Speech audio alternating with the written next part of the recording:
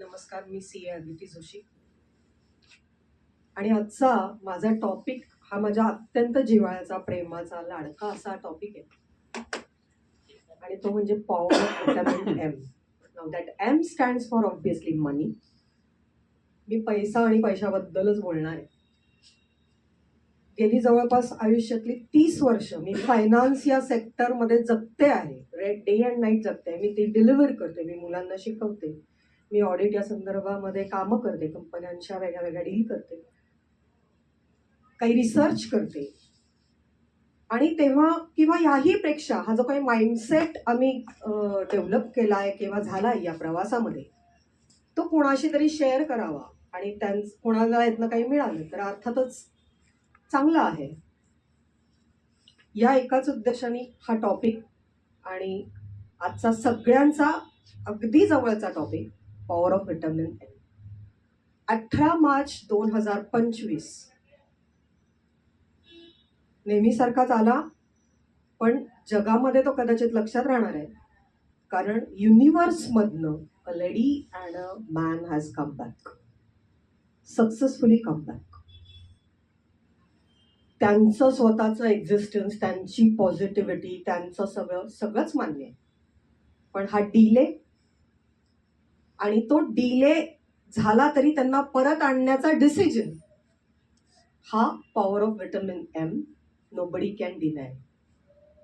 Politically कोणीही काही म्हणलेलं असलं तरी इलॉन मस्क या माणसाने इन्फ्लुएन्स केला आणि तो 2 माणसं तो जर का अंतराळातनं जगामध्ये आणू शकतो, परत पृथ्वीवर आणू शकतो, तर ही पॉवर आहे तुमच्या पैशाची. एक फंडामेंटल 4 पॅरामीटर्स असतात आयुष्याचे, त्याला म्हणतात RCHN. R stands for relationship, C stands for career, H is your health, आणि या तिघांनाही जोडणारा आणि सक्सेसफुल करणारा सगळ्यात महत्वाचा फॅक्टर जर का असेल तर तो म्हणजे पैसा. रिलेशनशिपमध्ये बऱ्याच आले तेव्हा लोक की इतके कमवत आहेत किंवा हे. When you are having a good relationship, you can enjoy your relationship with the power of money. Career तुम्हाला एका पॉइंट ऑफ टाइमला चांगलं एज्युकेशन देतं. आम्ही काय म्हणतो एज्युकेशन सेक्टरमधली लोक की तुम्ही ज्या प्रमाणात तिथे इन्व्हेस्ट करता त्या प्रमाणात तुम्हाला रिटर्न मिळणार आहे. एक्सेप्शनल केसेस आर देअर, पण बाय अँड लार्ज डॉक्टर झाला की तो चांगलाच कमवतो, इंजिनियर झाला की तो चांगलाच कमवतो, BA झालेला त्याच प्रमाणात कमवतो, BCom झालेला मी म्हणत नाही की एक्सेप्शन नाही आहे, पण ही इन्व्हेस्टमेंट आहे तुमची त्या शिक्षणातली, त्या टेक्नॉलॉजीमधली, त्या पर्टिक्युलर गोष्टीमधली, आणि तुम्हाला त्याप्रमाणे रिटर्न्स मिळतात. That we called as a ROI. आता ती इन्व्हेस्टमेंट करून सुद्धा तुमची ऍक्टिव्ह पार्ट नसेल तर then you get a negative ROI. म्हणजे काय, तुम्हाला नुकसान होतं. मग आम्हाला उदाहरणं दिली जात की हजारो लाखो इंजिनियर पडले, कुठे आजकाल एवढे डॉक्टरचं तरी डॉक्टर की चालतीये. हा जर रेशो आपण बघितला तर तो रेशो हा कंपॅरेटिव्हली निगेटिव्हिटीकडे जाणारा नसतो. तुमचा तो माइंडसेट आहे की जो तुम्ही रीड करताय, तुम्ही त्याच लोकांना फॉलो करताय, तुम्ही त्याच प्रकारच्या लोकांना बघताय, त्यामुळे तुम्हाला ती निगेटिव्हिटी दिसते. पैसा हा काहीही नाहीये. खरं तर आम्ही इकॉनॉमिक्समध्ये असं म्हणतो, मनी इज डिफाईन नोवेअर. पैसाचे कुठेही डेफिनेशन नाहीये. मनी इज व्हॉट मनी डज. म्हणजे पैसा असं आहे की जे ते काम आहे ते पैसा आहे. कोणे काळी स्टोन एज मध्ये दगड एक्सचेंज व्हायची, हाडं एक्सचेंज व्हायची, करत करत मेटल एज आलं, मग कॉइन्स एक्सचेंज व्हायला लागले, मग सोनं आलं, मग सोन्याच्या मोहरा आल्या, मग पेपर मनी आला, आता ई मनी, इलेक्ट्रॉनिक मनी आला. दिस इज इव्होल्युशन ऑफ मनी. पैसा पुढे पुढे पुढे सरकत गेलाय. भविष्यामध्ये कदाचित आपण डोळे ब्लिंक केले की पैसे इकडचे तिकडे ट्रान्सफर होतील, may be, quite possible. You never know what is future. Point is, ह्या सगळ्या गोष्टीचा बेस जो काही आहे तो पैसा आहे. आपल्याला लहानपणापासून सगळ्यांना एक गोष्ट अगदी लहान असल्यापासून शिकवली जाते. आठपाट नगर होतं, त्या नगरामध्ये एक ब्राह्मण होता आणि तो दरिद्री ब्राह्मण होता. का दरिद्री ब्राह्मण? आणि तो खूप हुशार होता आणि त्यांनी पिढ्या घडवल्या आणि त्यांनी सॅक्रिफायसेस केले. सॅक्रिफायसेस घडवणं, पिढ्या घडवण्याच्यासाठी तुम्ही दरिद्री असण्याची गरज नाही. You can do the same thing, rather you can do the better things with the money. आपला लहानपणापासूनचा हा माइंडसेट केला गेला की एखादा जर का पैसा कमवत असेल तर तो वाम मार्गानेच कमवलेला असेल, किंवा पैसा कमवणं हे चुकीचं आहे, किंवा पैसा कमवलेला कोणाला दाखवायचा नाही, तो लपवून ठेवायचा. हे सगळे माइंडसेट बदलण्याची गरज आहे. जिथे 2 रुपयाचा टॅक्स वाचवण्यासाठी कॅशमध्ये ट्रान्झॅक्शन करतात, तिथेच सचिन तेंडुलकर सारखी लोक 100% टॅक्स भरून मी मुंबईमधला सगळ्यात हायेस्ट टॅक्स पेअर आहे असं अभिमानाने मिरवतात सुद्धा. आपल्याला कुठल्या बोटीत चढायचं हे आपण ठरवायचं असतं. मुळामध्ये खूप बिझनेस करणाऱ्या लोकांचा माइंडसेट असा असतो की मला टॅक्सेस भरायचा नाही, किंवा मला चुकीच्याच मार्गाने बिझनेस करायचा आहे, किंवा मला पैसे ब्लॅक आणि व्हाईट मध्येच घ्यायचे आहेत, किंवा अशा पद्धतीचं. इन्व्हेस्टर्सचं बघायचं झालं तर मला पटापटा पैसे हवे असतात. म्हणजे मी आज 2 रुपये दिले, कुठेतरी टाकले, आणि मला तासाभराने जर का 5,000 रुपये मिळाले तर I am the best investor of the world. आणि हे आपण खूप खूप कॉमनली बघतोय. कुठे बघतोय? शेअर मार्केटमध्ये. आता इथे बसलेल्या मला 3 सेक्शन्स तर सरळ सरळ दिसत आहेत. एक की ज्यांनी KVP NSE मध्ये इन्व्हेस्ट करून करून डबल ट्रिपल पैसे करत करत आजच्या घडीला ते कोट्याधीश झाले, साधारण कोट्याधीशाच्या जवळपास आले. आणि त्यांनी कुठेही रिस्क घेतली नाही कधीही. त्यांनी बेसिक गोष्टींमध्येच इन्व्हेस्ट केले. एक तुमच्या प्रॉपर्ट्या, तुमच्या FD, किसान विकास पत्र. पण लक्षात घ्या तेव्हाचा इन्फ्लेशन रेट हा काय होता आणि तुम्हाला मिळणारे रिटर्न्स काय होते, आणि ती कन्सिस्टन्सी. म्हणजे एकदा तुम्ही सुरुवात केली पैसे त्या पर्टिक्युलर सेक्टरमध्ये इन्व्हेस्ट करायला, तुम्ही दरवर्षी इन्कम टॅक्ससाठी म्हणा किंवा एक ट्रॅडिशन म्हणा, तुम्ही त्याच्यात इन्व्हेस्ट करतो. ती कन्सिस्टन्सी 10 वर्ष, 12 वर्ष, 15 वर्ष, 30 वर्ष ती कन्सिस्टन्सी राहिली. ती परत तुम्ही रिन्यू करत गेले आणि त्या कन्सिस्टन्सीने तुम्हाला रिटर्न्स दिले. आमच्या पिढीमध्ये FD करणं हा फारसा काही ॲडवायझेबल पार्ट नाही. का नाही आहे? कारण तुमचं इन्फ्लेशन रेट 8% आहे, तुमच्या FDचे रेट 7% आहेत. हा काही पार्टच नाही आहे. मुळामध्ये पैसा हा दोन वेगळ्या लेवलवरती काम करतो. एक असतो तो पर्सनल फायनान्स, म्हणजे माझ्या वैयक्तिक आयुष्यामध्ये मी तो पैसा वापरते आणि वैयक्तिक आयुष्यासाठी कमवते.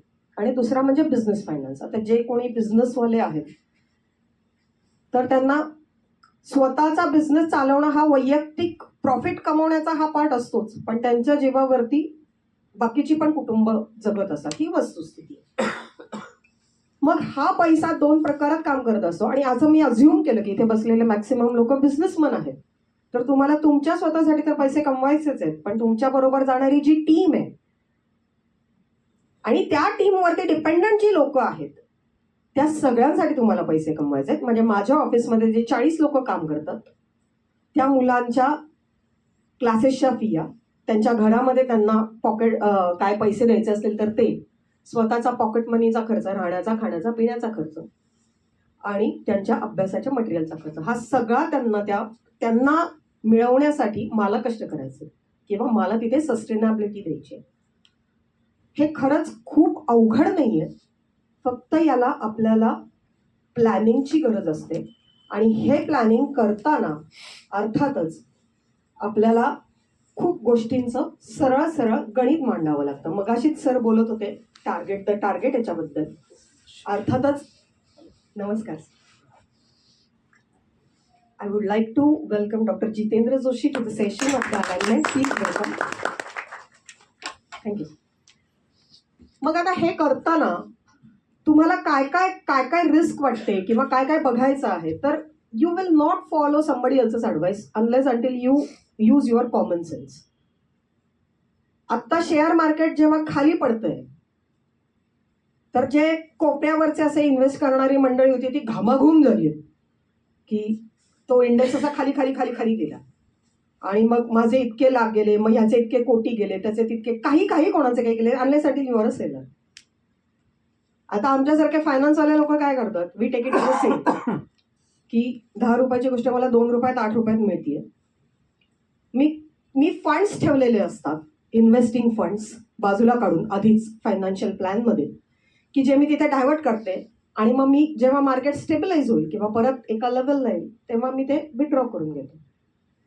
आमच्याकडे इंट्राडेला, तर हे मी खूप टेक्निकल बोलत असेल कदाचित, पण एकदम उत्साह आणि पण ज्ञान नसताना जी लोक शेअर मार्केटमध्ये काम करतात किंवा शेअर मार्केटमध्ये असेच लोकांना 5,000 रुपये 7,000 रुपये मिळतात असं काहीतरी, ज्यांच्या डोक्यांमध्ये चुकीच्या समजुती आहेत, त्यांच्यासाठी मी सांगते की पडणाऱ्या शेअर मार्केटमध्ये सुद्धा तुम्हाला पैसे कमवता येतात. And this is the only beauty of the finance sector where in falling market also you can earn, and that we call as a short sale.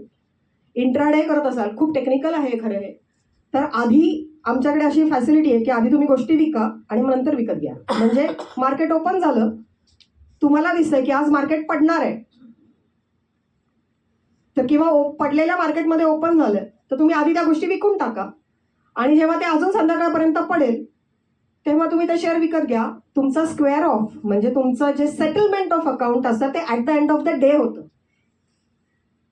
म्हणजे काय की पैसा कमवायला नुसतं माइंडसेट लागतो असं नाही, तर तुम्हाला कॉमन सेन्स लागतो आणि सगळ्यात महत्वाचं लागतं तर तुमची माइंड स्टॅबिलिटी लागते.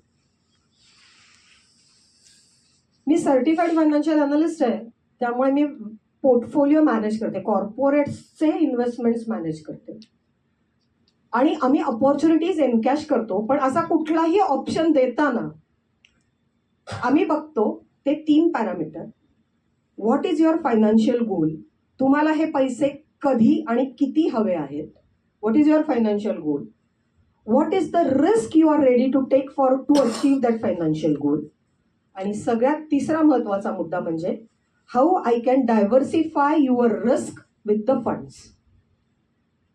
कुठला तरी सोन्याचा भाव वाढतोय म्हणून भसाभसा सोनं घेत राहायचं, घरांचे भाव वाढतायत म्हणून 1 2 3 4 घरं घ्यायची, कॉर्पोरेट कोणीतरी कुठल्या तरी मित्राला शेअरमध्ये फायदा झालेला असतो म्हणून मी त्याच्यासारखा उगाच शेअर मार्केट, म्हणजे स्वतःचा अनालिसिस, स्वतःला किती पैसे हवे आहेत याचा कधीही कुठेही विचार केला जात नाही. Financial planning is the fundamental thing. तुमच्या पर्स्पेक्टिव्ह मधनं लागणारे पैसे हे प्रत्येकाचे वेगळे आहेत. मग ते पर्सनल फायनान्स असो नाही तर बिझनेस फायनान्स. छोट्याशा गोष्टीपासून सुरुवात करूया की कुठल्याही कॉमन मॅन, इथे बसलेल्या हे प्रत्येकाला लागू होतं की किती बँक अकाउंट असावेत तुमचे. 4 बँक अकाउंट असावेत. का एकाने भागत नाही का? नाही भागत. का नाही भागत? कारण आपल्याला आर्थिक शिस्त नसते, फायनान्शियल डिसिप्लिन नाही. मुळामध्येच आपला माइंडसेटच असा झाला की आपल्याला शिस्तच पाळायची नाही. मग आपण आपल्याला स्वयंशिस्त लावून घेण्याचे साधे सोपे 4 मार्ग कुठले, तर 4 बँक अकाउंट ओपन करा. 4 का? की जिथे तुमचा पैसा इनफ्लो होत आहे. मी वैयक्तिक पर्सनल फायनान्स बद्दल बोलते, मी कॉर्पोरेट फायनान्स बद्दल बोलत नाहीये, म्हणजे बिझनेस अकाउंट बद्दल बोलत नाही, मी तुमच्या वैयक्तिक कौटुंबिक अकाउंट बद्दल बोलते. जिथे तुम्हाला इन्कम येणार आहे तो एक इनफ्लोचा बँक अकाउंट असावा.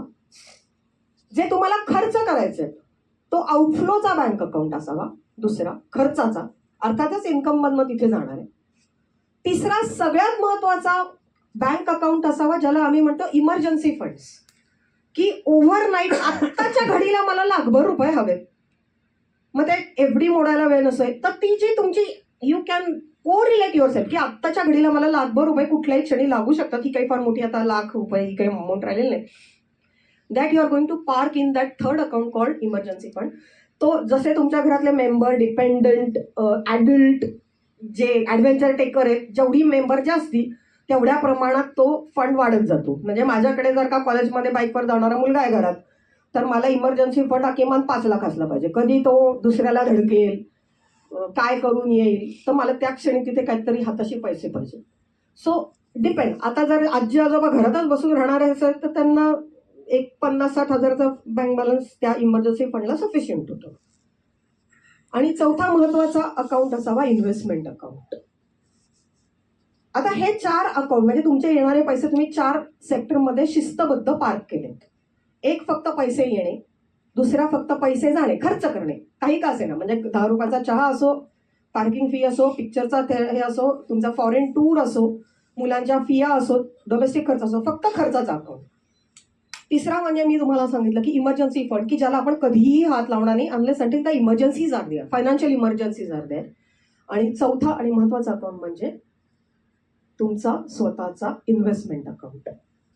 आता प्रत्येक जण फंडामेंटल 2 प्रकारे इन्कम कमवतं. पहिलं इन्कम असतं म्हणजे ऍक्टिव्ह इन्कम. मी कॉलेजला जाते, लेक्चर देते, 5 तास काम करते, मला सॅलरी त्या महिन्याला क्रेडिट होते. ऍक्टिव्ह इन्कम म्हणजे मी तिथे काहीतरी फिजिकली जाऊन करणंच अपेक्षित आहे. मी ऑफिसला जाते, मी ऑडिट करते, त्याच्या अगेन्स्ट मला ऑडिट फी मिळते. दिस इज माय ऍक्टिव्ह इन्कम. मी गेले नाही तर ते पैसे नाही. So this is part of a active income. पण जेव्हा मी एफडी करते तेव्हा मला बँकेत जाऊन रोज बघावं लागत नाही माझे पैसे ठेवलेत ना, ते मला इंटरेस्ट देणारच आहे. दिस वी कॉल्ड पॅसिव्ह इन्कम. म्हणजे तुम्ही नसताना सुद्धा जे इन्कम जनरेट होतं ते पॅसिव्ह इन्कम असतं. आता तुमचा बॅलन्स प्रॉपर कसा पाहिजे की तुमचा स्वतःचा अनालिसिस पाहिजे की मला ऍक्टिव्ह इन्कम मध्ये आयुष्याच्या कुठल्या टप्प्यापर्यंत काम करायचंय. जे तुम्ही टॅगलाईन वाचत असाल म्युच्युअल फंडांच्या वगैरे, रिटायर व्हा 30व्या वर्षी वगैरे, म्हणजे 31व्या वर्षी घरात बसा आणि पत्ते खेळा नव्हे, 30व्या वर्षी रिटायर व्हा. याचा अर्थ आमच्या फायनान्सच्या भाषेत आम्ही असं म्हणतो की तुम्ही फायनान्शियली फ्री व्हा. तुमचं ऍक्टिव्ह इन्कम तिथे फ्रीज होऊन तुमचा पॅसिव्ह इन्कम इक्वली तुमच्या ऍक्टिव्ह इन्कम पर्यंत आलं पाहिजे. याला म्हणतात रिटायर व्हा.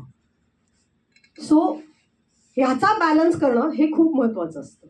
आता जे 50च्या पुढे आहेत त्यांना ऍक्टिव्ह इन्कमचा फारसा काही विषय असू नये. तुमचं प्लॅनिंगच असं पाहिजे की तुम्हाला पॅसिव्ह इन्कम जास्ती असलं पाहिजे. तुमचं ऍक्टिव्ह इन्कम मी गेलं 2 तास वगैरे काम केलं आणि परत आलो तर इनफ आहे, मोर दॅन सफिशियंट आहे. हा तुमचा अप्रोच असला पाहिजे 50च्या पुढे. मॅक्सिमम पैसा कमवायचा कुठल्या एज मध्ये आहे तर 25 ते 35 मध्ये, 10 वर्षामध्ये, की जेव्हा तुम्हाला फॅमिली रिस्पॉन्सिबिलिटीज खूप काही नसतात. And sky is the limit. You can throw your time, you can explore your skills and you can go anywhere in the world. आता सांगतीलच सर की जगात कुठे कुठे जा, काय काय करा. आणि ह्या सगळ्या गोष्टी करायला तुम्हाला 35व्या वर्षापर्यंत खूप आयडियल वेळ असतो आणि तो टाइम जो आहे तो फार पटापटा जातो. अनफॉर्च्युनेटली या एज मधली मुलं तेवढी फोकस नसतील तर ते रॅट रेसमध्ये मागे पडतात. 35 ते 50 किंवा 45 हा जो काही एज ग्रुप आहे हा मोर ओव्हर तुमच्या फॅमिली रिस्पॉन्सिबिलिटीज टुवर्ड सेटलमेंट. खूप आपली पिढी तर अशी आहे की मागच्या जनरेशनच्या पण तुमच्यावरती जबाबदारी असतात की त्यांचे आई वडिलांचे मेडिकल एक्सपेंडिचर एक्स्ट्रा ऑर्डिनरी सुरू होतात, मुलांचे एज्युकेशनचे एक्सपेंडिचर सुरू होतात, त्यांची लग्न असतात. So n number of fix expenses. हे खरंच अनप्रेडिक्टेबल आहे का? असं अचानक कोविड अचानक आला मान्य आहे, पण असे हे ह्या गोष्टी तुमच्या आयुष्यातल्या अचानक नाही आहेत ना.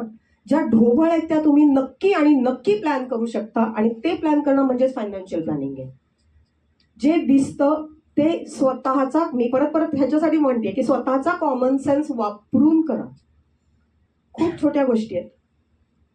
पुण्याबाहेरून आलेल्या लोकांना खूप फॅसिनेशन असतं की मी पुण्यात घर घ्यायचं, मग ते 1 कोटीचं असो, 2 कोटीचं असो, काही लाखाचं असो. मला घर घ्यायचंय, पुण्यात घर घ्यायचंय, माझा पिनकोड 4110 काहीतरी असावा. मग हे घर घेण्याच्या ह्याच्यामध्ये न झेपणारा कदाचित EMI घेतला जातो अंगावरती. फक्त इट्स अ इमोशनल इन्व्हेस्टमेंट. आणि मग तो EMI बॅकअप करायला आपण एक छोटीशी गोष्ट करायची विसरतो. जर 40,000 रुपये 50,000 रुपये आपण हप्ता भरत असू तर त्याच्यावरती 2-5 हजाराचा टर्म प्लॅन घ्यायचा विसरतो. आता हा इन्शुरन्सचा टर्म प्लॅन घेतला नाही आणि दुर्दैवाने जो ऍक्टिव्ह मेंबर आहे की जो ते पैसे भरणार आहे त्याला काही कमी जास्ती झालं तर ते घर तर विकावं लागतं. पण then the every family gets back to square one.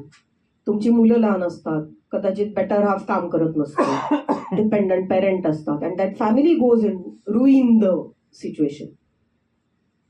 So मी कशावरती आली आहे फायनली की तुमचा कुठल्याही प्लॅनिंगचा सगळ्यात पहिला बेस हा कॅल्क्युलेटेड रिस्कवर असावा. मग रिस्क कशा कॅल्क्युलेट करायच्या तर इन्शुरन्स घ्यायचं. मग इन्शुरन्स कसे घ्यायचे तर माझ्या मित्राचे, मैत्रिणीचे किंवा रिलेटिव्हचे टार्गेट कंप्लीट करण्यासाठी मी इन्शुरन्स घ्यायचे. हा कॉमन सेन्स आणि अत्यंत कॉमन मार्केट प्रॅक्टिस आहे, अजिबात नाही. तुमची रिक्वायरमेंट तुम्ही चॉकआउट करा. तुम्हाला खरंच कशाची गरज आणि किती इन्शुरन्स आहे. माझ्या आयुष्याची व्हॅल्यू अनमोल आहे माझ्या फॅमिलीसाठी, पण फायनान्शियली माझ्या अनुषंगाने जर 50,000, 1 लाख, 10 लाख, 15 लाख घरात माझ्या बरोबर येत असतील तर माझी व्हॅल्यू, फायनान्शियल व्हॅल्यू ती, आणि त्या प्रमाणात तुम्ही तुमचे इन्शुरन्स केले पाहिजेत. ना की समोरच्या एजंटचे टार्गेट तुम्ही सेटल केले पाहिजेत, कितीही जवळचा किंवा प्रेमाचा असला तरी. काही इन्शुरन्सेस हा टेक्निकली कॉस्ट फ्री असतात. उगाच ते काही ह्याच्यामध्ये युनिट लिंक करा किंवा मी पोर्टफोलिओचा ऍडवाइस देत नाही, पण मी कॉमन होणाऱ्या मिस्टेक्स पर्सनल फायनान्स मधल्या सांगते की युनिट लिंक करा. कशाला? म्युच्युअल फंडात वेगळे पैसे टाक आणि इन्शुरन्सचे वेगळे घे ना. हे म्युच्युअल फंडाचे त्याच्यात टाकून खरं तर तुम्हाला रिअल रिटर्न ऑफ इन्कम काहीच मिळत नाही. जो एजंट तुम्हाला हे समजावून सांगत असतो त्याचा सुद्धा त्याला जे पोपटपंची पळवलेली असते आणि कसं तुमचीच कंपनी ग्रेट आहे हे सांगितलेलं असतं तेच तो तुम्हाला हे सांगत असतो. तुमचा स्वतःचा कॉमन सेन्स वापरणं, तुमच्या गोष्टींची रिक्वायरमेंट फाइंड आउट करणं आणि जसं सरांनी मगाशी सांगितलं होतं की तुमच्या स्वतःचे काहीतरी टार्गेट्स असावेत की down the line after 3 years I am going to have a Europe tour. Very good, target it. किती लाख आहे? आजच्या घडीला युरोप टूरला 15 लाख रुपये लागतात फॉर बेटर मार्केटिंग आणि फिरून येण्याला. मग 5-5 लाख रुपये बाजूला काढा. मग ते 5-5 लाख टूरसाठी बाजूला काढण्याचा अर्थ तुम्हाला 10 लाख रुपये कमावे लागतील. सो रिव्हर्स प्लॅनिंग करा आणि फायनान्शियली तुम्ही शुअर व्हा. परत सांगतेय की अनसर्टेनिटीज आर ऑलवेज कॅल्क्युलेटेड. तुम्हाला कुठलाही बिझनेसमन असतो की जो कॅल्क्युलेटेड रिस्क घेतो. आता थोडंसं बिझनेस फायनान्स बद्दल बोलते. आमच्याकडे फंड्स 2 प्रकारचे असतात. एक म्हणजे आम्ही ज्याला म्हणतो वर्किंग फंड किंवा वर्किंग कॅपिटल आणि दुसरं म्हणतो की फिक्स फंड की ज्याच्यातनं तुम्हाला ॲसेट्स ॲक्वायर करायचे असतात किंवा बिझनेस एक्सपान्शन्स करायचे असतात.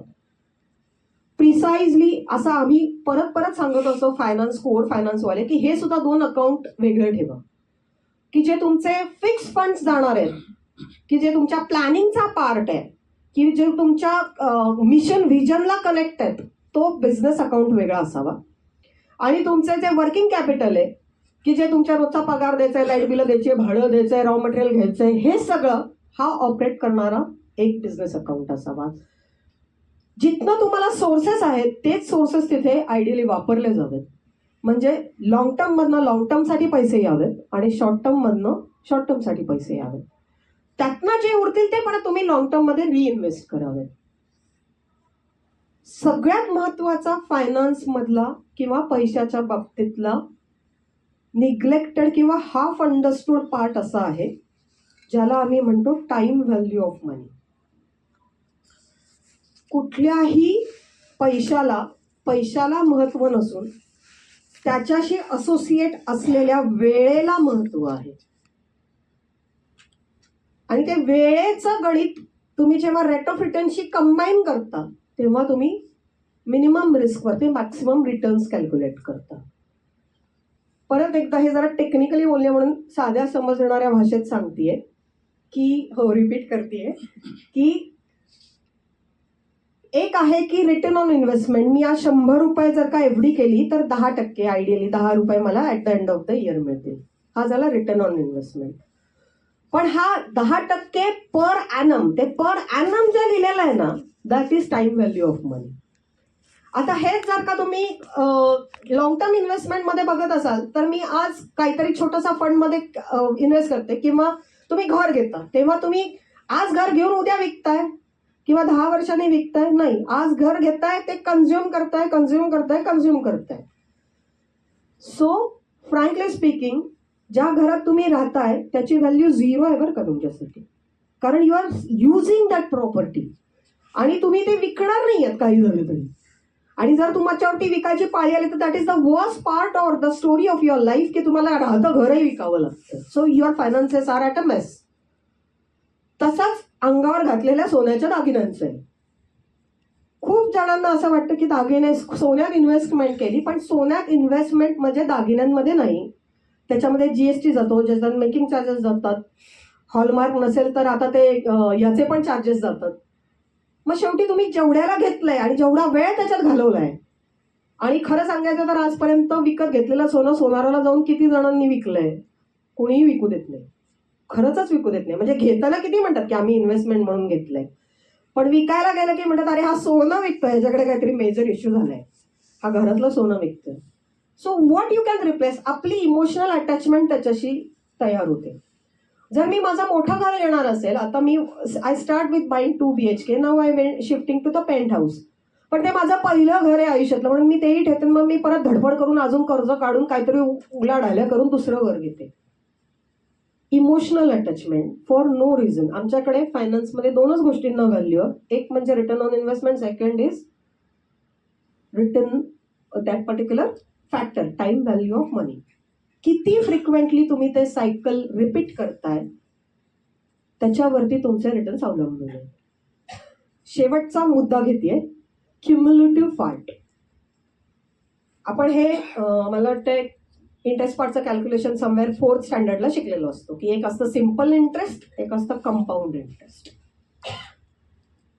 आणि मग ते सिम्पल इंटरेस्ट सरळ सरळ असतं, त्याच्यात काही फार रॉकेट सायन्स नाही. कंपाऊंड इंटरेस्ट काढताना ज्यांचे टेबल पाठ नाहीत त्यांचे मार्क जातात, हे ठरलेलं असतं. असंच काहीसं रिअल लाईफमध्ये आहे. तुम्हाला सगळे लोक सिम्पल इंटरेस्ट दाखवून वेळ बनवतात इन्व्हेस्टमेंटवाले. महिन्याला 2,000 रुपये द्या, 5 वर्षांनी लाखभर रुपये घेऊन जा. आपल्याला लाखभराचा आकडा दिसतो, 1 लाख रुपये. ते म्युच्युअल फंडवाले येऊन सांगतात, काय वगैरे तुझं 35 वय आहे का, तू आता एक सिप कर, सिस्टमॅटिक इन्व्हेस्टमेंट प्लॅन. आता तू एक सिप कर, इतके रुपये टाकत राहा आणि तितकाव्या वर्षी तुझ्या 50व्या वर्षी तुला 2 कोटी मिळतील, 15 कोटी मिळतील, जसं तुमचं सिप आहे त्याच्याप्रमाणे मिळतील. आता तर अजून वर्स्ट काहीतरी आलंय, SWP, सिस्टमॅटिक विड्रॉवल प्लॅन. म्हणजे आता 10 लाख रुपये टाक आणि ते काय 2-2 हजार रुपयाची पेन्शन घे. अरे 10 लाख रुपये आत्ता टाक आणि 2 हजाराची पेन्शन घे मरेपर्यंत. गणिताला ज्याला क्युम्युलेटिव्ह कळतं, ज्याला कॅल्क्युलेशन्स कळतात, आणि हे सगळ्यांना कळतात, आपल्याला फक्त गणिताचा आळस आहे. असं काही नाही की मलाच कळतात कारण मी अभ्यास केलाय. हे आपण सगळे 10वी पर्यंत गणित शिकूनच आलेलो आहे. फक्त आपल्याला ना असं काहीतरी कोणीतरी सांगावं लागतं की अरे हे करा बरं का, हे भारी आहे. मग ते भारीचं सगळे ती एक लाट येते. क्युम्युलेटिव्ह पार्ट ही असाच आहे. कंपाऊंडिंग इंटरेस्ट म्हणजे तुम्ही जर का सतत सातत्याने कुठल्या तरी एका फंडमध्ये पैसे इन्व्हेस्ट केले, अगदी शेअर मार्केटमध्ये जरी तुम्ही केले असते, मला म्हणते की तुम्हाला शून्य नॉलेज आहे शेअर मार्केटचं, अगदी मान्य. तुम्हाला हे तर माहिती आहे की कंपनी प्रायव्हेट सेक्टर डेव्हलप होते, तुम्हाला हे तर माहिती आहे की banking was developing, bank develop होत होती. मग आम्ही त्यांचा एक इंडेक्स तयार केलाय, म्हणजे या सगळ्यांचा एक बेटर हे केलेलं आहे की त्या इंडेक्समध्ये टॉप 10 कंपन्या, टॉप 20 कंपन्या, टॉप 50 कंपन्या. आता त्या टॉप कुठल्या त्याची तुम्हाला देणं घेणं नाही, त्या टॉपच आहेत. त्या फंडमध्ये तुम्ही इन्व्हेस्ट करू शकता. तुम्हाला जर पर्टिक्युलर कंपनीचा किंवा पर्टिक्युलर सेक्टरचं काम नाही करायचं आहे, अभ्यास नाही करायचा आहे, टॉप तर होणार आहे तेवढं तर कळतं आपल्याला. कुठलीही इन्व्हेस्टमेंट ही इमोशनल करू नका, ते फायनान्शियल प्लॅनिंगचा पार्ट असावा. कुठल्याही गोष्टीसाठी मित्रांनी केलं, मैत्रिणींनी केलं, माझ्या घरात ही ट्रॅडिशन आहे की दर 3.5 मुहूर्ताला महागलेलं सोनं घ्या, त्या दिवशी हायेस्ट रेट असतात आणि तेव्हा जाऊन घ्या वगैरे, असं काही असेल तर असं काहीही करू नका. Somewhere you have to start with the new fresh. Somewhere you have to get down to the new generation. आणि मला खरंच या बाबतीत I really agree with the Gen Z. Gen Z म्हणजे अगदीच कॉलेजमधली जाणारी माझी तरुण मुलं असतात आणि ते पॉकेट मनी 5-6 हजार रुपये घरातनं घेतात आणि सहज, म्हणजे मी I had been in association with some of them and then I was really surprise की 5,000 रुपये पॉकेट मनी सहज देणारे आई बाबा, म्हणजे तो गेलाच आहे असं समजतात. आणि ती मुलं कुठेतरी ऑनलाईन ह्याच्यामध्ये झिरोदामध्ये किंवा अपस्टॉकमध्ये इन्व्हेस्ट करतात, ट्रायल एरर करतात, स्वतः चुकतात, शिकतात. पण त्या एजमध्ये चुकल्या शिकलेल्या त्यांना परवडतात, आवडतात आणि अर्थातच त्याच्यामुळे त्यांना पुढे भविष्यामध्ये रिस्क टेकिंग ॲप्टिट्यूड आणि जुन्या जुन्या झालेल्या चुकांमधलं कसं आपण व्यवस्थित बाहेर पडायचं हे शिकतात. They are adopting the technology. Passive income जसं महत्त्वाचं आहे ते अत्यंत महत्त्वाचं आहे आणि ते वेगळ्या वेगळ्या प्रकारे कमवता येतं. कधीतरी फक्त बिझनेसच्या पॅसिव्ह इन्कम किंवा बिझनेस फायनान्स प्लॅनिंग ह्याच्यावरती आपण नक्की बोलूया. वेळेचा कन्स्ट्रेंट लक्षात घेता आत्ता पैशाबद्दल बोलायचं थांबतीये, पण आय एम व्हेरी शुअर की पैशाबद्दल विचार करण्याचं कोणी थांबणार नाही. You can get back to me any time for anything if you are stuck up with the money. Thank you so much.